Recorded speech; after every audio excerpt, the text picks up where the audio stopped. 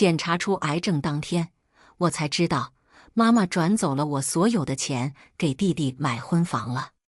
我把房子挂网上准备卖了，他却指着我的鼻子骂我白眼狼，不孝顺。弟弟颠倒黑白的把事情发到了网上，赚得盆满钵满，而我承受不住网暴自杀了。再睁眼却回到了17岁。妈妈满脸歉意地对我说：倩倩，妈妈知道你是个懂事的孩子，家里条件不好，你弟弟也还小，要不这高中你就别念了。大家好，开始今天的分享之前，希望你能给人间烟火点个订阅，我将会分享更多优质的内容。一条标题为家人们，姐姐要把我的婚房卖了，买奢侈品，我应不应该答应的短视频内容一经发布，就引得全网热议。视频里，我像个疯婆子一般发泄着自己的情绪，这房子本就是我的，你为什么不让我卖？妈，我也是你的女儿，你为什么这么对我？这房子不卖，我就会死，你明白吗？视频里，妈妈捂着心口，被我气得面红耳赤，全身发抖。白眼狼，我养你这么大，你竟然还惦记着你弟弟的婚房，你还是人吗？评论区，我的好弟弟把房本晒了出来，上面赫然是他的名字。霎时间，一条条恶评如潮水般把我淹没。很快，我的身份、地址就被查了出来。门外都是臭鸡蛋和烂菜叶，伴随着刺耳的谩骂声，我缓缓地打开了液化气的阀门，灵魂飘在半空中。我看到了我那从小重男轻女的妈妈，在直播间的镜头前虚伪地抹了把泪水，说她把我惯坏了，希望各位网友谅解我。之后就开始正常带货，上链接，人气异常火爆。两人靠着吃我的人血馒头赚得盆满钵满，而我的骨灰却因为是女孩，不能入家坟，随意被他们扔在了殡仪馆，至今无人认领。我不由得心生不解与怨恨，为什么这么对我？妈妈，弟弟，明明我一直按照你们说的做了呀，若能重来一次，我定要让你们付出代价。倩倩妈妈，我希望你还是再考虑一下倩倩退学的事情，毕竟她成绩很好，再过1年应该可以考个不错的大学。不了，这孩子说什么都不想念了，我在家都劝他好多次了，他都不听。此时的妈妈还很瘦弱，不似上辈子我去世后的那般丰盈。垂下的手狠狠地掐了一下大腿，剧烈的疼痛提醒我真的回到了17岁。再次看到妈妈，心口中的恨意强烈的像是马上要喷发出的火山一般。听见她说话，赶紧出声阻止：老师，我后悔了，我不退学了。一定是老天都看不下去了，让我重来一次。这一次，我一定把命运牢牢地攥在自己手中。倩倩，你怎么变卦了？刚刚在家不是说的好好的吗？我妈听见我说的话，背对着班主任，脸色阴沉，警告似的瞪着我，怕我再说话，扯着我的胳膊和老师告别了。妈，我疼。她力气极大，扯得我小跑才能跟上她。倩倩，妈妈不是和你说了吗？我们家里没那么多的钱，供不起你读书，你一直很懂事，怎么今天这样？妈妈对你很失望。回到家之后，她松开了对我的钳制，但脸色依旧不好。妈，我真的很想上高中，难道我不是你的女儿吗？这句话，我上辈子就想问她了。我不明白，同样都是她的孩子，她为何对我如此的残忍？可能是看到我哭了，她语气软了些，满脸的歉意。倩倩，妈妈知道你是个懂事的孩子，家里条件不好，你弟弟也还小，要不这高中你就别念了。王姐，带倩倩退学回来啦。我就说，女孩子家家的，读那么多书有什么用？早晚也得嫁人。邻居赵婶闻声趴在我家墙头，边嗑瓜子边看热闹。她丈夫死得早，2个儿子又早早外出打工，最大的爱好便是八卦。我上次跟你提的我娘家侄子，那可是在城里纺织厂当工人，1个月赚好几百呢。可你那侄子不是瘸腿吗？什么瘸腿？不过就是崴了脚，现在走路一点都看不出来。要不是他上次来我家，看上了你家丫头，我可不会介绍给你。赵婶儿给他侄子夸的那是天花乱坠的，我妈当场就信了。上辈子赵婶儿也过来介绍，妈妈同意2家相看，但还没到日子，那人就因为强奸罪入狱了。见他还要像上辈子一样答应下来，我赶紧出声制止。谁不知道你那侄子偷看女人洗澡，被人把腿打断了，什么阿杂东西也敢介绍给我？癞蛤蟆想吃天鹅肉。我拉着妈妈直接进了屋，气得赵婶儿扯着嗓子站在院里骂了我半天。倩倩，你怎么能这么说话？人家也是一片好心啊。再说人家家里那么好的条件，你嫁过去一定不会吃苦的。他在纺织厂工作，赚得多，还能帮衬你弟弟。我心中冷笑，恐怕最后一句才是他的真正用意吧。我都说了，我要继续读书。上辈子就是因为学历不够，我吃尽了苦楚，给餐馆刷碗冻得双手满是冻疮，哪个桥洞子晚上过车最少我都门清，以及人最多可以抽多少血。重来一世，我一定要抓住这个唯一向上爬的机会。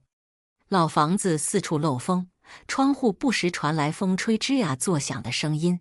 倩倩，妈妈这么多年不容易，你爸爸在你们小的时候挖煤出了意外，我靠着那点抚恤金勉强把你们拉着大。你三叔说今年地租要涨3成，前2天你弟弟还让人打了，住了好几天院。倩倩呢，听妈妈的话，这学咱们不上了好不好？妈真的供不起你了。前世她也是这样，总在我耳边一遍又一遍地哭诉她的不容易，让我懂事。我心疼她，也理解她，所以放弃了穿新衣、吃鸡蛋、上高中。可后来我发现，弟弟中考没考上高中，妈妈却拿出了一大笔钱送他去了私立高中。这年头的私立高中无异于贵族学校，1年4季各一套新衣，每天早上1个鸡蛋。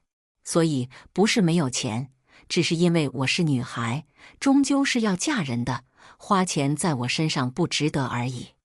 你放心吧，我以后不会管您要1分钱，读书的钱我自己赚。我强忍心中的恨意与不耐，冷笑道：你赚？你用什么赚？妈妈白了我一眼。这时上中学的弟弟苏志放学回来了。姐，我饿了，今天吃什么呀？他把书包往椅子上一丢，就往厨房钻。他踹开厨房的门，恶狠狠地瞪了我一眼，怎么还不做饭呢？快去做饭！你想饿死我呀？快去做饭吧！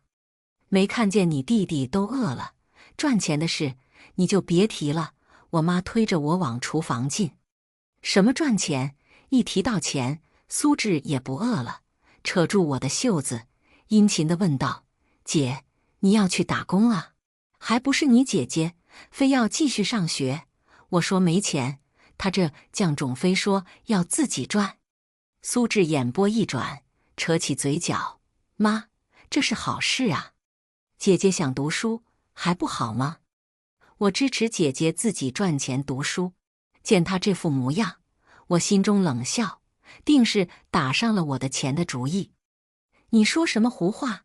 我妈还想继续说什么，就直接被苏志拉出门了。最终他终于同意我出门赚钱了，只不过赚来的钱要上交1半给家里。好啊，我爽快地答应了。看见2人欣喜若狂的模样，我扯了扯嘴角，只是怕你们到时候不敢拿，夜里熟睡的我猛地睁开眼睛，走到日历边，若是没猜错的话，那件事就是这段时间发生的。次日，我背着筐出了门，刚出门，正好撞见笑意盈盈的赵婶儿。倩倩呐，上山采菜呀，东面那座山野菜蘑菇多，你去瞧瞧。伸手不打笑脸人，她一副不记得昨天的事情的模样。我也不好再阴沉着脸了，点了点头，就往东山去了。刚去不久，身后突然传来了一声油嘴滑舌的声音：“倩倩妹妹，好巧啊，你怎么在这里？”我被他吓了一跳，转身却差一点撞到他，惯性让我向后仰去。这么急的投怀送抱啊！男人拉住了我的胳膊，向怀里一扯：“是谁？滚开！臭流氓！”我赶紧推开他，退后好多步，厌恶地望着他。眼前竟是赵婶的侄子高大壮，正猥琐地搓着手，舔着唇，上下打量着我。那你是没看到真正的是什么样子的？你想见识见识吗？是赵婶告诉你我在这的。我不动神色地退后几步，打量着四周，注意到不远处地上有个粗壮的树枝。我告诉你，别乱来，否则我不会放过你的。哈哈哈，倩倩，你真天真，就算我在这里强了你，你妈也只会高高兴兴地把你送到我们家吧。高大壮得意地说道。别挣扎了，你就跟了我吧。倩倩，我保证好好对你。说完竟然伸出手就要抱我。说时迟，那时快，我赶紧捡起地上的棍子，狠狠地打在了他的头上。啊！他捂着脑袋，痛苦地嚎叫一声：“贱人，竟敢打我！老子弄死你！”趁他吃痛，我赶紧朝山下跑去。可惜还没跑几步，就被他抓住了头发，狠狠朝后面一扯。啊！头上传来剧烈疼痛，令我眼前发黑，但还没来得及呼救，嘴就被一张大手紧紧地捂住。我似乎听到了衣服碎裂的声音，伴随着刺骨的凉风。我摸出提前藏在腰间的钢针，朝着他的肩膀狠狠地扎了上去。啊！一声惨叫，惊得飞鸟四起惨叫，响彻整座山林。我趁机推开他：“臭娘们，你竟敢咬老子！”他疼得龇牙咧嘴，捂着肩膀疼得满地打滚的哀嚎着，满眼恨意，狰狞地望着我。你们在做什么？就在这时，远处传来了一个娇俏的女声：“来了！”听见熟悉的声音，令我无比眷恋。地上的男人脸色巨变，站起身来就要跑。我高抬起腿，朝着他的后腰狠狠地踹了一脚。男人直接摔了个狗吃屎。高大壮！来人愤恨地朝着地上的人呸了一口，关切的目光落到我身上：“苏倩倩，她是不是欺负你了？”来人正是村长的女儿，上辈子高大壮就是因为强了她，才被送进监狱的。芬芬姐，我有事告诉你。高大壮的事情很快便流传了整个村子里，他被关在了省城的警局里。我录完口供之后回了家，刚到家就看到赵婶儿带着一对打扮得颇为光鲜的中年夫早已等候多时。地上摆着几盒礼品，座子上放了一沓钱。我妈搓着手，在一旁附和，陪笑着。几人不知道在说什么，不时发出笑声，气氛倒是挺和谐的。不知道的还以为在商讨婚事呢。倩倩，你终于回来了，快，这是你高伯父、高伯母，你给人家儿子弄进警局了，还不快向人道歉？我妈见我回来，脸上的笑意消失殆尽，转而带着几分怒意与狠意。你也真是，不过就是一个玩笑而已，你至于吗？道歉？玩笑？我冷冷地望着他，他要强了我，你说是玩笑？自己女儿的清白，在他口中竟然如此的随意廉价。即使早就知道他不会帮自己，但是亲耳听见自己的母亲说出这种话时，还会抑制不住的失望与愤怒。真的有母亲不爱自己的孩子，因为她不爱我，所以她对我的那些不好，不是我的问题。上辈子的阴影，在这一瞬间消失得无影无踪。什么？你小姑娘家的，怎么说的这么难听？赵婶在一边接茬道，不满地白了我一眼。苏倩倩，听说你一直很想上学，我可以资助你。妇人温和地望着我，提出条件，让我放过他儿子。我可以自己赚钱，我也可以帮你和你家人搬到镇子上去，给你妈妈和弟弟找一份体面又高薪的工作。妇人笑意不变，势在必得地望着我，仿佛我一定会答应他一样。不必，我觉得我们现在……拒绝的话还没说出口，就被妈妈捂住嘴。苏倩倩，若你还要点脸，就马上去警局，告诉警官是你勾高大壮的。警告的声音在耳边响起，我妈一副生怕他们反悔的模样，赶紧答应下来。这孩子他就是年轻，年轻哈。我们答应，明天不，一会儿我们就去警局。我扯开他的钳子，嘴角被他锋利的指甲割破，见了血。我说了，我不需要。你们没听懂吗？够了！啪！堂上一直默不作声的男人狠拍了一下桌子，给旁边的我妈吓一激灵。我也可以让你们过得如同丧家犬一般。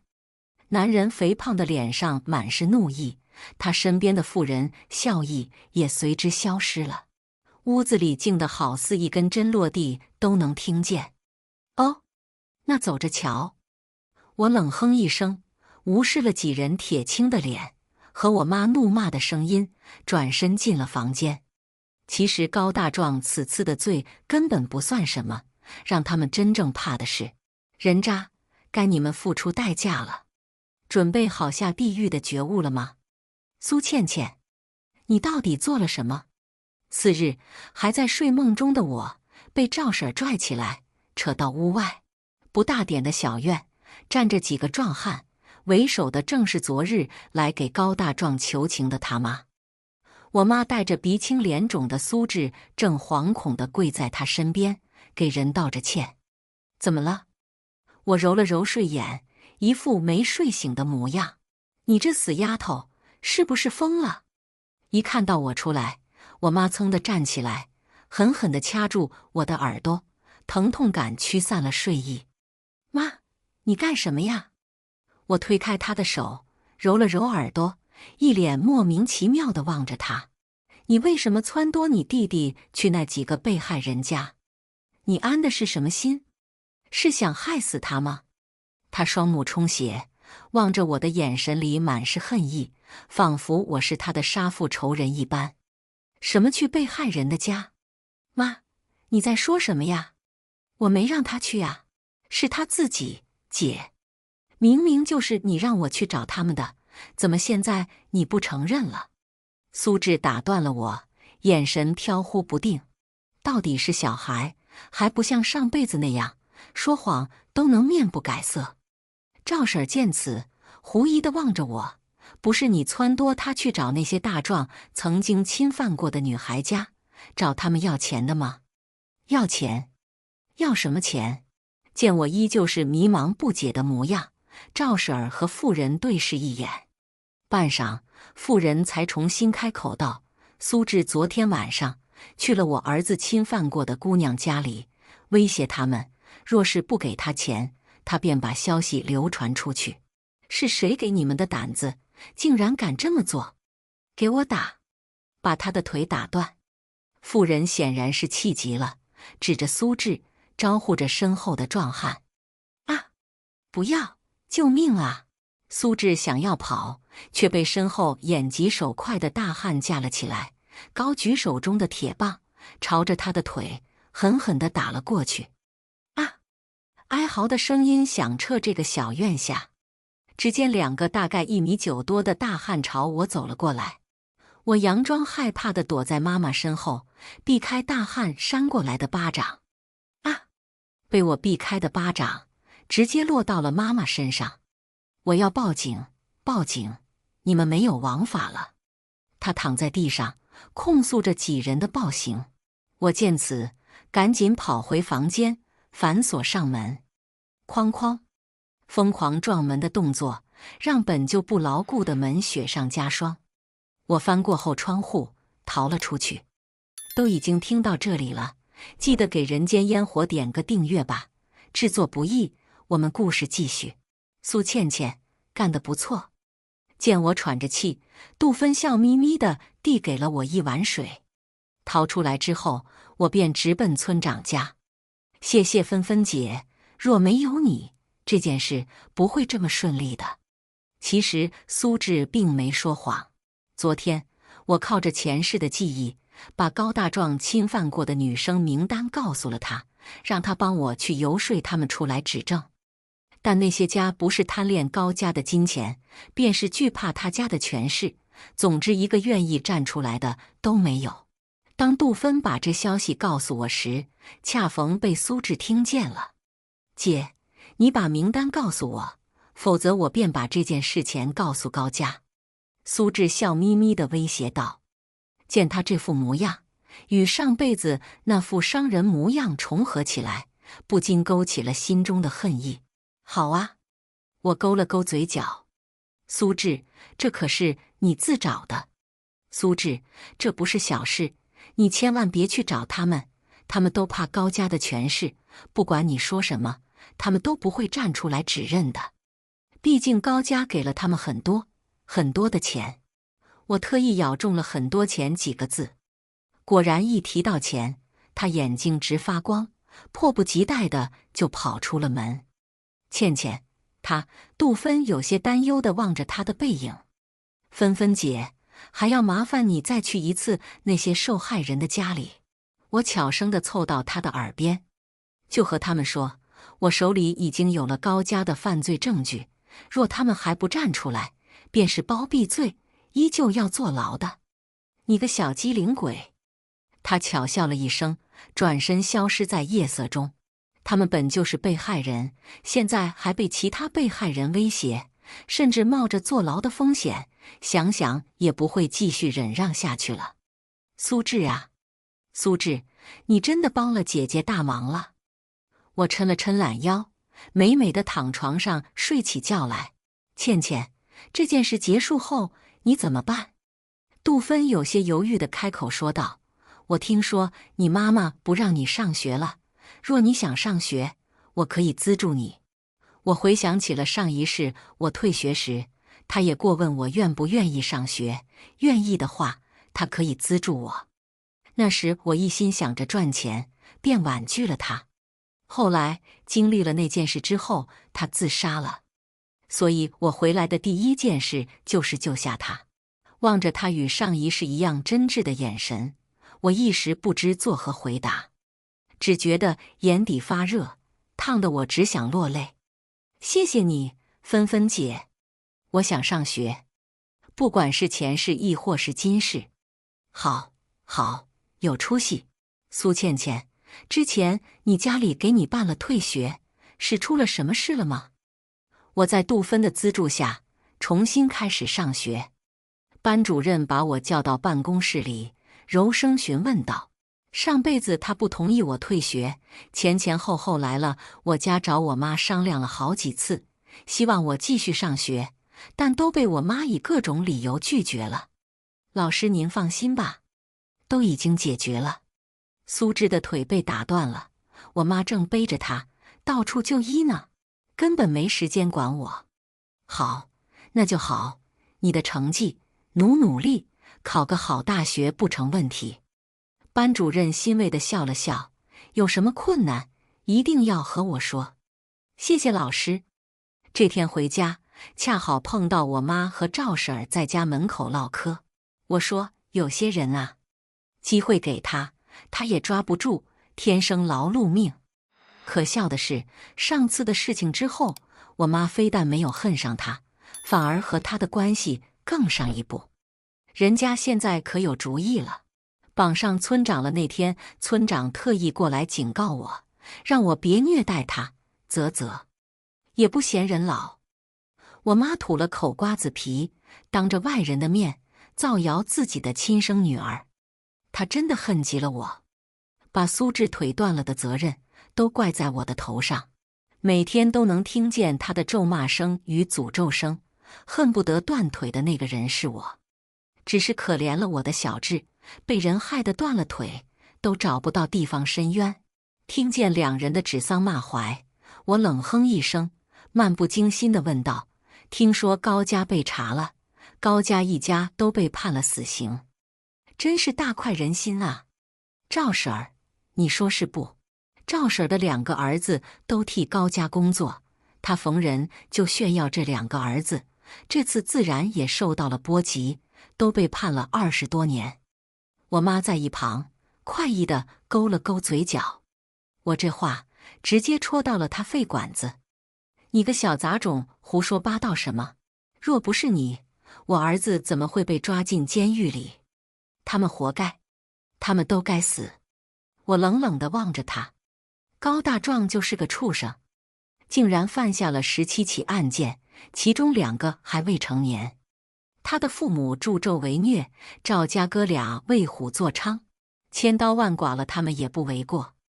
他愤恨地瞪着我，余光注意到我妈嘴角的笑意，白了他一眼，转身进屋了。妈，在外人面前造谣自己的亲生女儿，你很骄傲吗？况且造谣是要坐牢的。我妈被我说得哑口无言，讪讪地丢了句：若想人不知，除非己莫为。考试前一定吃些清淡的食物，少喝水。时光飞逝，转眼间来到了高考前一天。班主任在讲台上侃侃而谈，说着考试注意事项。准考证一定要收好，别弄丢了，否则你所有的努力就都白费了。我拿着准考证回家时，并没忽略掉苏志那阴狠的目光。那件事之后，他再没和我说过话。他的腿彻底站不起来了，本来还算开朗的他，变得黑暗阴郁，学也不上了，天天把自己关在房间里。看我的目光却日益阴狠毒辣，似阴沟里的毒蛇一般，下一秒就会扑过来，撕咬虐杀。我无视了他的目光，回到了房间。夜晚，听见了推门声以及刻意放缓的脚步声，背对着门的我勾了勾嘴角。倩倩考试去了，考试加油啊！一大早就看到我妈推着苏志，不怀好意地望着我。我淡漠地点了点头，没吃早餐，直接出了门。谁知道他们会不会在早餐里动什么手脚？毕竟他们连偷准考证的事情都能做出来。还好我早就预料到了，提前把准考证塞进内衣，又拿出提前备好的假准考证，放回书包里。顺利地考完最后一科，两人的表情像是吃了屎一般难看。没有手机，否则我真想把这一幕照下来。苏倩倩，恭喜你啊，真给老师争气，省状元，够我吹一辈子了。班主任乐呵呵地前来拜访，顺便带来了这个好消息。真的，倩倩，恭喜你啊！恰好杜芬在我家，比我这个本人都激动高兴。什么？省状元？怎么可能？我妈不可置信地瞪大眼睛，面上一丝喜色都看不出来，仿佛死了爹一般。老师，是不是搞错了？这丫头脑子笨得很，怎么能考个省状元呢？会不会重名？苏倩倩，你不会作弊了吧？实话实说，还能争取个宽大处理。班主任听他这么说了之后，怎么会不懂他的意思？同情地望着我，安抚性地拍了拍我的肩膀。怎么会搞错？一会儿采访的记者就到了。倒是你看不惯自己女儿优秀。我妈被问得噎住了，讪讪地解释道：怎么会呢？我就是太高兴了，一时之间没反应过来。僵硬的脸上扯了扯一抹笑意，却比哭都难看。高兴？你这副样子，谁能看得出来你高兴啊？杜芬心直口快，怒怼道：“真不知道你到底是不是倩倩的亲手母亲，连学都不让她上。”不得不说，杜芬问出了我一直想知道的问题。我也想知道，我到底是不是她的亲生女儿。我妈被对得面红耳赤，扯着嗓子大喊：“我不是她母亲，你是啊！我儿子腿都因为她断了，他还考上了大学，这不是存心激我儿子吗？”还没说完，就被门外的来人打断。探头往外一看，原来是采访的记者都来了。你就是苏倩倩吧？长得真漂亮啊！为首的记者年纪不大，烫了一头漂亮的卷发，看向我的瞬间，赞叹道：“你好！”我站起身来，刚打了个招呼，就被我妈大力地扯在身后。“你们就是记者吧？我是她亲妈，我要向你们爆料。”我妈状态已经有些癫狂了，红着眼睛指着我：“就她，苏倩倩不孝顺我，还害得亲弟弟断了腿。”这时隔壁赵婶儿也来凑了热闹，我作证，她没说谎，她还害得我2个儿子都进监狱了。这苏倩倩就是一个冷血无情的怪物，我没法活了呀！啊！呜呜！我妈见她来了帮手，便坐到地上嚎啕大哭。众人被这一幕震惊得说不出话来。记者们在我和她之间来回扫视着审视的目光，一时之间竟没一人扶起她，任由她在地上撒泼打滚。看着她如前世一般想要利用舆论置我于死地，我冷冷地扯了扯嘴角，手段还是那么下作呀。但他忘了，站在他身前的不是容易被误导的网友，而是一个个见惯了纠纷的记者。而我已经不是那年任他拿捏的小女孩了。我刚想开口解释，却被门外传来的唾骂声打断。狐狸精，为老不尊，多大的年纪，竟然勾我老头！一波未平，一波又起。来人是村东头的刘婶儿，扯着她丈夫的耳朵，骂骂地走了进来。二话不说，一巴掌便落到了我妈的脸上。刘婶儿长得高高大大的，平日里又做惯了农活，因此这一用了十足力气的巴掌，竟直接打掉了她一颗牙。啊！来不及惨叫，便又被薅住头发，提着走到记者身前。看到了吗？就是他，这个老狐狸精，你们拍他脸，让他好好火一把。我妈心虚地捂住脸，一声不敢吱。这位大娘，您先把他放下来好不好？我们有话好好说。打头的记者率先回过神，提议道：“这贱人，他趁着干农活时，中午休息，钻进了我老头的窝棚里，被我抓了个正着。”刘婶儿扯下我妈捂脸的手，来，让大伙看看贱人长什么样，快拍，快拍！就在众人被这一变故惊到说不出话来时，村长姗姗来迟。快放下，你成何体统？刘婶儿被说的松开了我薅我妈头发的手，解气般一脚把她踹翻在地。您是村长，这到底是怎么一回事啊？领头的记者一副大开眼界的模样，打开录音笔询问道：“谁能想到，他不过就是来采访一个省状元，竟然能闹出这一出？”出于职业本能，身后录像的记者摄影机一直都开着，刚刚的一幕都被录了下来。是这样的，村长向众人解释道：“原来我妈和刘叔那个时被刘婶儿抓了个正着。刘婶儿为了报复他，特意选了个他女儿被采访，他出风头的这天，把事情爆出来。原来是这样啊！那刚刚倩倩的母亲说她不孝顺，残害兄弟，怎么会这样？当然不是了，倩倩是个好孩子。”村长又把高大壮的事情从头到尾说了一遍。这一刻，房间里寂静无声，只听见有记者小声嘟囔：“这是亲人吗？仇人还差不多。”他说谎，他俩有一腿。当然说话向着他了。我妈被打得鼻青脸肿，仍不忘往我身上泼脏水。众人根本就不会相信他，像看跳梁小丑一般望着他。我证明，我妈没说谎，我姐就是和村长有一腿，她上学的钱都是村长拿的。苏志坐着轮椅，阴沉的脸出现在众人面前。村长大骇，根本没想到脏水会泼到自己身上。你们疯了？这可是你亲女儿、亲姐姐，你们就这污蔑她？是我女儿资助她，是我资助的她。村长和杜芬异口同声地说道。谁信啊？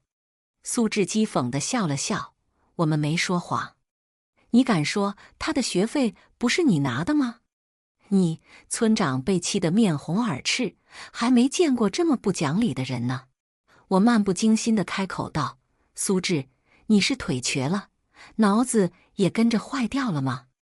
这对母子还真是时时刻刻的都想把我弄死呢。我是苏倩倩的班主任，我能证明她是苏倩倩的资助人。”一直在角落中没出声的班主任站了出来，他被气得面色铁青，冷声地制止了这场闹剧。苏倩倩高2那年，他妈就不让她读了。若没这个资助人，她早就退学了，哪还有今天考大学的机会？说到最后，她声音中带着几分哽咽。这场闹剧最终以所有人都被我妈赶出去结束，但她的事迹都被录了下来，循环在电视上播放。众人纷纷唾骂她是披着人皮的狼，一夜爆火。她如同过街老鼠一般，人人喊打，连门都不敢出，竟与我前世有异曲同工之妙。苏倩倩，你很得意吧？晚饭后，她冷笑地望着我。现在我被所有人谩骂，你很高兴吧？看着已经陷入癫狂的她，我叹了口气。高兴？为何高兴？只是让他体验一下上辈子自己被万人唾骂时的场景而已，这就受不了了。只有与我同样的痛苦，才能令我高兴啊！妈妈，苏倩倩，你就是个灾星。早知道你小的时候，就应该直接掐死你。不过现在也不晚。他语气平静，丝毫不见起伏，但却透露着刺骨的寒意。我冷冷地与他对视了一会儿，转身回了房间。刚刚他的眼神让我很不安，以至于躺在床上翻来覆去的都是他的眼神。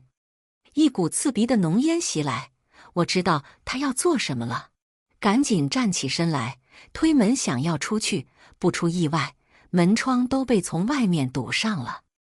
我浸湿毛巾，紧紧地捂住口鼻，然后拿着一块燃烧的木板，顾不得灼伤，烧着了后窗户。浓烟愈发浓烈，门外传来了妈妈的唾骂声：“扫把星，灾星，你去死吧！还当什么省状元？做梦！”意识模糊之际，轰隆隆，一声巨响，后窗被烧坏，整个掉了下来。我顺势跳出窗外。第二天带着警官回去时，只看到一片片的废墟。我家与赵婶家相邻，大火也把它一同吞噬了。我妈坐在院里，抱着一具烧得乌漆嘛黑的尸体，轻拍着，表情似哭非笑，好似一个脱了灵魂的木偶。睡吧，睡吧，我亲爱的宝贝。妈妈的双手轻轻摇着你，见到我的一瞬间，面目狰狞，好似从地狱中掏出的恶鬼一般，扑了过来，狠狠地掐住我的脖子。你怎么还活着？苏倩倩，你怎么没死啊？死的为什么不是你啊？愤怒的话语逐渐转变为哀嚎。警官赶紧拉开疯疯癫癫的他，算是造化弄人。我妈想要烧死我，没想到大火竟直接蔓延到苏志的屋子里。最终我逃了出去，苏志却因为残疾，被活生生的烧死了。妈妈也因此变得疯疯癫癫，谁都不认识，抱了个布娃娃小智，小智的喊，一见到我便想杀了我。没办法，只能给他送进疯人院。我也收到了来自首都的录取通知书，离开了这个从小生活的地方。你是苏倩倩？这天刚做完兼职，准备回寝室，却碰到了一对中年夫妇。看见妇人的脸的一瞬间，我的心脏停了一拍。紧接着，原来的对我妈的那些不解与嫉恨都有了答案。只因这妇人竟与我有8分相似，只是年纪比我大了许多。夫妇看到我的瞬间，泪水喷涌而出。他说他是看报纸上面与自己面容相似的女孩，便起了心思做了调查。果然是在他年轻时下乡，苏母和他在一个医院里生的孩子。但那时条件有限，苏母生了个死婴，见他家庭富裕，便心生嫉妒，偷换了他的女儿。解释完，还递给了我一份 DNA 检测的对比。事情真相大白，原来我一直以为自己得不到母爱，是因为我做得不好，只要我做得好，他就会爱我。可事实证明，不管我做成什么样，他都不会爱我。最后苏母被判无期徒刑，事迹也被发到了网络上，被万人谩骂唾弃。倩倩，周倩倩，快过来呀！羊肉烤好了。杜芬娇俏的声音在我耳后响起。我放下手机，朝着他们挥了挥手。来啦！此刻我才明白了我众生的意义。爱人先爱己，爱自己才是终生浪漫的开始。晴空万里，阳光明媚，生活真美好。以上就是今天分享的故事，大家有什么想说的、想吐槽的，欢迎在下方评论交流。也更希望能给人间烟火点个订阅，我将会分享更多优质的故事内容。